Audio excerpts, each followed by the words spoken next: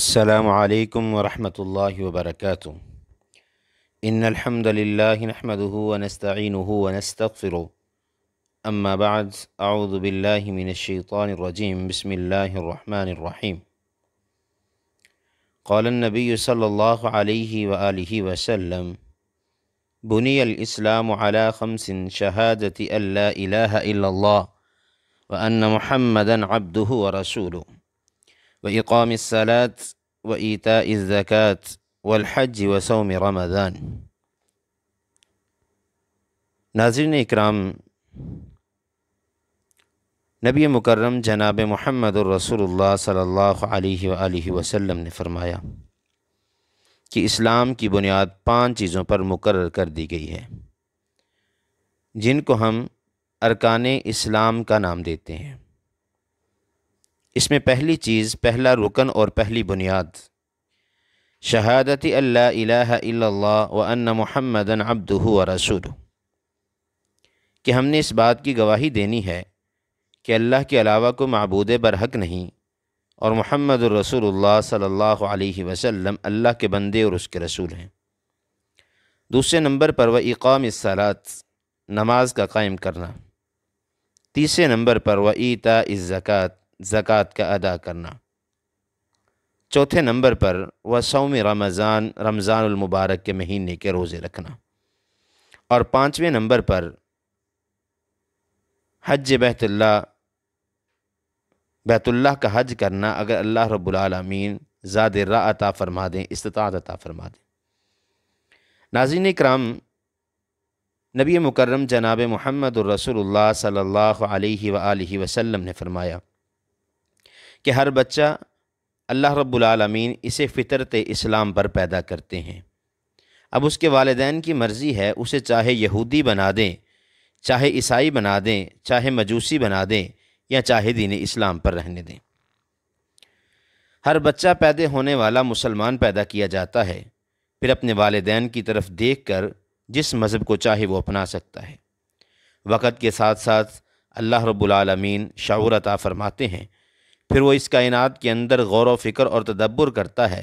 اگر اس کی بات سمجھ میں آ جاتی ہے تو اپنی زبان سے دوبارہ کلمہ توحید کا اقرار کر کے مسلمان ہو سکتا ہے۔ ناظرین اکرام، مسلمان کے لیے یہ بات ضروری ہے کہ وہ اللہ کے علاوہ کسی اور کی عبادت نہ کرے۔ غیر اللہ کی عبادت کرنا دین اسلام کے اندر سختی سے منع ہے اور اس کو شرک کہا گیا ہے۔ اور محمد الرسول اللہ صلی اللہ علیہ وآلہ وسلم کو اللہ کے بندے اور اس کے رسول مان۔ ناظرین اکرام، اگر کلمہ توحید کی بات کروں تو نبی مکرم جناب محمد الرسول اللہ صلی اللہ علیہ وآلہ وسلم کی بے شمار احادیث میری نظر کے سامنے ہیں۔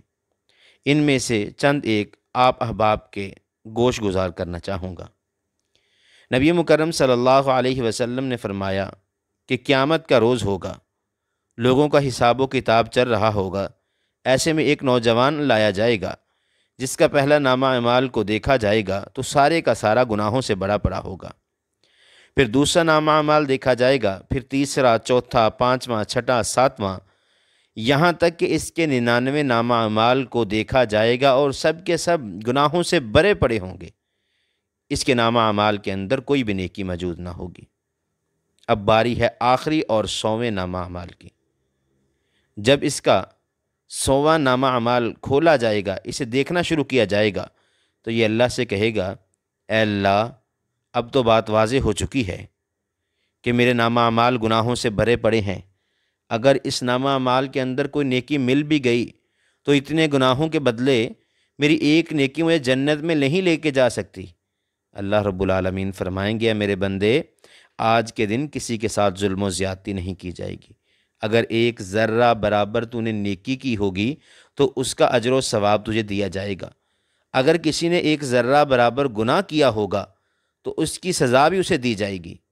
ناظرین اکرام، اس کا 100واں اور آخری نامہ اعمال دیکھا جائے گا، ورقوں کو الٹ پلٹ کیا جائے گا، یہاں تک کہ اس کا آخری ورق آ جائے گا، اور اس آخری ورق پر ایک چھوٹا سا ٹکڑا لکھا ہوا ملے گا کہ اس نے جب اسلام کو قبول کیا، دین اسلام کو قبول کیا، اس وقت اس نے لا الہ الا اللہ اپنی زبان سے ادا کیا۔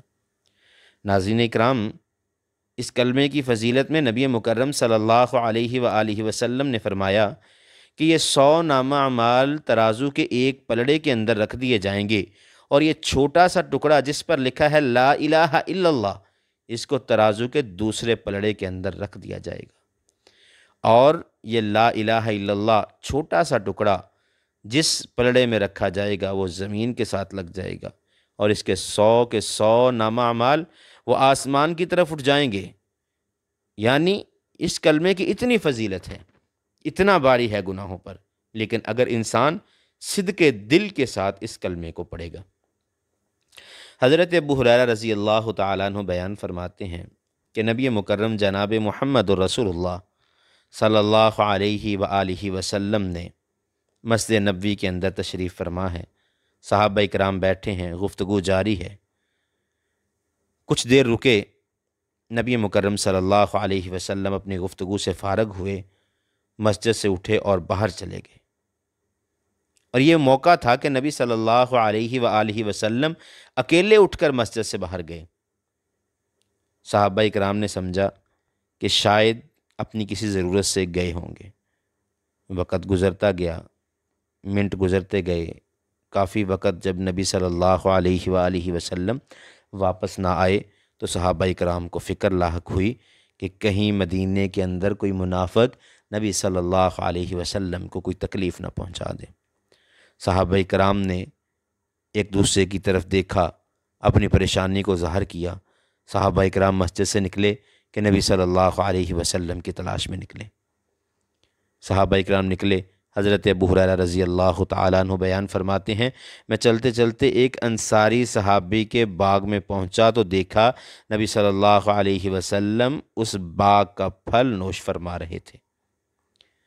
نبی مکرم صلی اللہ علیہ وسلم نے حضرت ابو ہریرہ رضی اللہ تعالیٰ عنہ کے چہرے پر پریشانی کے آثار دیکھے، پوچھا اے ابو ہریرہ کیا بات ہے، پریشانی کی کیا وجہ ہے؟ چہرے کی رنگت اڑی ہوئی ہے، سانس پھولی ہوئی ہے، تیز تیز چل کے آئے ہو، معاملہ کیا ہے؟ فرمانے لگے اللہ کے رسول، میرے ماں باپ آپ پر قربان ہوں۔ مسجد سے نکلے، واپس نہ آئے، دل کے اندر خیال آیا کہیں کوئی منافق آپ کو تکلیف نہ پہنچا دے، اس لیے اس غرض سے بھاگتا ہوا میں نکلا اور آپ کی تلاش میں جہاں آ پہنچا۔ نبی مکرم صلی اللہ علیہ وسلم نے فرمایا اے ابو ہریرہ اللہ رب العالمین تیری محبت کو قبول فرمائے۔ پھر نبی مکرم صلی اللہ علیہ وسلم نے فرمایا اے ابو ہریرہ کیا ایسا کلمہ نہ بتا دوں جو انسان کی زندگی کی کامیابی کا راز ہے؟ حضرت ابو ہریرہ فرمانے لگے کیوں نہیں اللہ کے پیغمبر، ضرور بتلا دیجئے وہ کلمہ جو انسان کی زندگی کی کامیابی کا راز ہے۔ نبی مکرم صلی اللہ علیہ وسلم نے فرمایا من قال لا الہ الا اللہ دخل الجنہ، جو بندہ اپنی زبان سے سچے دل سے صدق دل کے ساتھ لا الہ الا اللہ کا اقرار کر لیتا ہے، اللہ رب العالمین اسے جنت عطا فرما دیں گے۔ حضرت ابو ہریرہ رضی اللہ تعالیٰ عنہ اس کلمہ کو سن کر مسجد کی طرف بھاگے تاکہ لوگوں کو اس حدیث کے متعلق بتلا سکوں۔ باغ سے دوڑتے دوڑتے باہر کی طرف جانا چاہا، سامنے سے حضرت عمر فاروق رضی اللہ تعالیٰ عنہ ملے، کہنے لگے ابو ہریرہ بڑی جلدی کے اندر ہو، کس طرف کا ارادہ ہے؟ حضرت ابو ہریرہ نے نبی صلی اللہ علیہ وسلم کی حدیث حضرت عمر فاروق کے سامنے بیان فرمائی۔ حضرت عمر فاروق نے اس حدیث کو سن کر حضرت ابو ہریرہ کے سینے پر ہاتھ مارے، جس کی وجہ سے حضرت ابو ہریرہ زمین پر گر گئے اور گلہ شکوہ کرنے لگے، اور نبی مکرم صلی اللہ علیہ وآلہ وسلم کے پاس آئے اور آ کر حضرت عمر فاروق کی زیادتی کا ذکر کیا، اے اللہ کے پیغمبر عمر فاروق رضی اللہ تعالیٰ عنہ نے میرے ساتھ ایسی زیادتی کی ہے۔ نبی مکرم صلی اللہ علیہ وسلم نے فرمایا اے عمر کیا تو نے واقعی ہی ابو ہریرہ رضی اللہ تعالیٰ عنہ کو دھکا دیا؟ حضرت عمر فاروق فرمانے لگے اللہ کے پیغمبر بالکل اسی طرح ہے۔ آقا علیہ الصلوۃ والسلام نے وجہ پوچھی تو فرمانے لگے اے اللہ کے پیغمبر اگر لوگوں کو پتہ چل گیا کہ اس کلمہ کی اتنی فضیلت ہے، اگر زبان سے لا الہ الا اللہ کہہ دے گا تو اس پر جنت واجب کر دی جائے گی، اے اللہ کے پیغمبر لوگ اعمال کو چھوڑ دیں گے، لوگ نماز کو چھوڑ دیں گے، لوگ زکوٰۃ دینا چھوڑ دیں گے، اے اللہ کے پیغمبر لوگ حج کرنا چھوڑ دیں گے، اے اللہ کے پیغمبر لوگ رمضان کے روزے رکھنا چھوڑ دیں گے۔ اس لیے میں منع کرنا چاہتا تھا کہ لوگوں تک یہ بات نہ پہنچے، اگر لوگوں تک یہ بات پہنچ گئی تو لوگ اعمال کو چھوڑ دیں گے۔ ناظرین اکرام، نبی کریم صلی اللہ علیہ وآلہ وسلم کی زبان سے جو بات نکلتی ہے وہ بالکل سچ اور حق بات ہے، اور جب ہم اپنی زبان سے لا الہ الا اللہ کو ادا کرتے ہیں تو اس بات کا یقین کر لیجئے، اس کلمہ کے پڑھنے کی وجہ سے اللہ رب العالمین ہمیں جنت ضرور عطا فرمائیں گے۔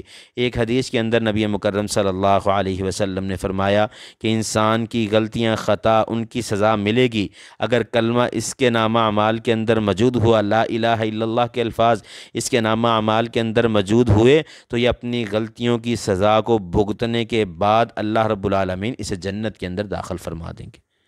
نبی مکرم صلی اللہ علیہ وسلم کے پاس ایک شخص آیا اور کہنے لگا، اے اللہ کے پیغمبر بہترین ذکر کے بارے میں بتلا دیجئے۔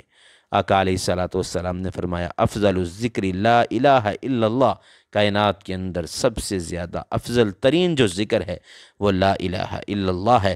جب انسان اپنی زبان سے اس کلمہ کو ادا کرتا ہے، صدق دل سے اس کی تصدیق کرتا ہے، اپنی زبان سے اقرار کرتا ہے، تو اس وقت اللہ رب العالمین ایسے بندے پر جنت کو واجب کر دیتے ہیں۔